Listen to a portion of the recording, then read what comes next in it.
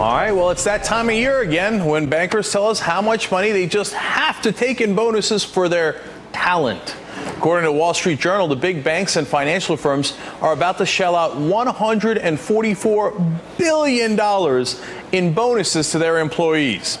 Congratulations, Wall Street, you've done it again. That breaks their previous record for bonuses, which was set last year. And these bonuses come despite the so-called financial reform bill that was supposed to put the brakes on outrageous compensation.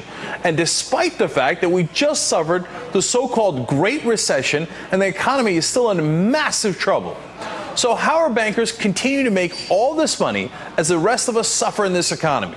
Well, honestly, it's because they're sucking all the money out of the system.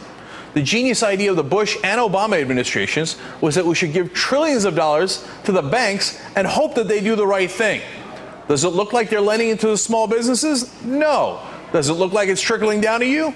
No. Does it look like the bankers have voluntarily done the right thing? Hell no. All the money is instead flooding up to the top. Now let's talk about solutions. William Cohan is the author of House of Cards, A Tale of Hubris and Wretched Excess on Wall Street. He also writes for Vanity Fair, Fortune, and the New York Times. Bill, you've got some interesting ideas about how to change all of this. First, let's figure out what's wrong. Is the idea that, hey, you know what, if we just tell them that they're being greedy and yell at them a little bit, they'll be less greedy. Does that make any sense? Clearly, that's not working, Cenk. I think they've lost it big time this time. I mean, to come back with $144 billion in bonuses after what we've just all been through is really tone deaf to the extreme. Right. But the reality is, I think tone deaf, who cares? They're taking the money and they're taking it home. From their perspective, it makes all the sense in the world. Obama yelled at me. Ooh, right? So isn't the real problem in the incentive structure? Absolutely. At the moment, all their incentive is on Wall Street is to generate more and more revenue. So if they find a new product like mortgage-backed securities or junk bonds or internet IPOs, they just sell until a bubble is formed. The bubble explodes. Meanwhile, they get paid for the revenue they generate. What I am suggesting, if you really want to change and have serious reform, forget Dodd-Frank, get these guys to have more skin in the game like they used to when they were private partnerships and their entire net worths were on the line every day for everything that was done. We've gone so far away from that system where they get paid on revenue generated, 40 to 50 cents of every dollar of revenue they generated. They get to put in their pockets. Well, no. They should be paid from the pre-tax profits of the firm, say the top 100 people at these firms, and have their entire net worths on the line. So if something goes wrong, these guys are the first to lose everything, not just the stock options or the restricted stock that they have, but everything, including their house, their bank accounts, their cars, everything. And that'll get them more focused. All right, that solution is a really interesting one. I'm going to come back to that in a second, right? But I want people to understand what you're saying. So in the old days when we had private partnerships for the banks, and including the private partnerships that exist today, none of them crashed, right? And the reason for that was what? Why are private partnerships so much better than public financial firms? Well, here's the thing. When you are in a private partnership, all the capital that partnership has comes from the partners. What a surprise. And the way they used to be constructed is that their entire liability, if you're of a partner, was their entire net worth. So they put capital in, and if one of their partners messed up and the firm got into trouble and there were losses, then creditors could come back to the individual partners and ask them for money from sell their house, sell their cars, whatever, to make the creditors whole.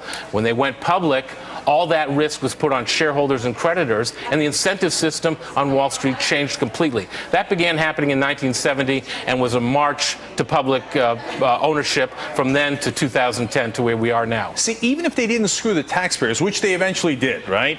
They'd still be, putting their shareholders at risk. And what do they care? They don't own the bank. They run the bank, right? That's exactly right. And there's no way to claw back and get back from them the money that they took out in form of bonuses and have them somehow be held accountable for the mistakes that they made. What I'm proposing is that they be accountable again, like they had been when they were private partnerships, up to their entire net worth. And if you do that with like the top 100 people at these firms, you'll get their attention again. They won't be playing bridge. They won't be playing golf. They'll be focused on the risks that their firms are taking. See, Bill, that's really interesting because I don't want the taxpayers on the hook, and I think this is and I don't want even the shareholders to, because that's not the way that capitalism is supposed to, or the creditors. That's not the way capitalism is supposed supposed to work. You take risks, you get reward, but you also have the downside of risk, right? So we believe in capitalism, right? Absolutely. But how do we bring that back? Because what are you going to do? Get rid of public corporations? That's not going to happen. That's not so gonna what's your proposal? The proposal is you take the top 100 guys at these firms, the ones making the decisions about what businesses to be in, how to deploy capital, who to hire and fire, and you make these people sign an agreement amongst themselves that they will put their entire net worth on the line, and that'll be evidenced by some sort of security that goes at the bottom of the capital structure. And if at first signs of trouble, that's what's get lost first. Not the shareholders, not the creditors, but their entire net worth. And when they have that kind of focus, I assure you, they will be more concerned about the risks they're taking than necessarily the revenues that they're generated by some fancy new product they're selling. So let me get that right. So if they sign this agreement, the banking executives, the ones making the decisions, they will be the first ones to lose their money. So if you go bankrupt, whether it's Lehman Brothers or Lehman Brothers or Bank of America, whatever it might be, they're going to say, "Hey, you brilliant executives, you screwed this up. Now give me your yacht, give me your mansion, everything, and you're back on the street." Exactly. Okay. Now that is a good incentive structure. You think? Yeah, that's an incentive structure. Now, and guess what? That didn't happen at all in this last time. So we didn't fix it. No, Dodd-Frank doesn't fix that. Dodd-Frank has this, nothing provision, basically, in my opinion, about say on pay, which is completely voluntary. This would really fix it, because if you fix the incentive structures on Wall Street, you'll fix Wall Street behavior, because Wall Street is motivated by one thing. They do what they are rewarded to do. If they're rewarded to be really prudent about the risks they're taking, that's what they will do. Otherwise, it's all just bells and whistles that they can get around. See, that's the whole theme of today's show. The politicians are motivated by the money that they get from their donors. So, of course, they're going to do the bidding of their donors. The bankers are motivated by the money that they will make from their bonuses. And if they've got no downside, of course they're going to take risks with your money if you're a shareholder, or they're going to take risks with your money if you're a taxpayer, if the taxpayers back them up. But they will say to you, "Oh, no, this is unworkable. Because if you do this, I'll take my talents to somewhere else like Bangladesh or Somalia."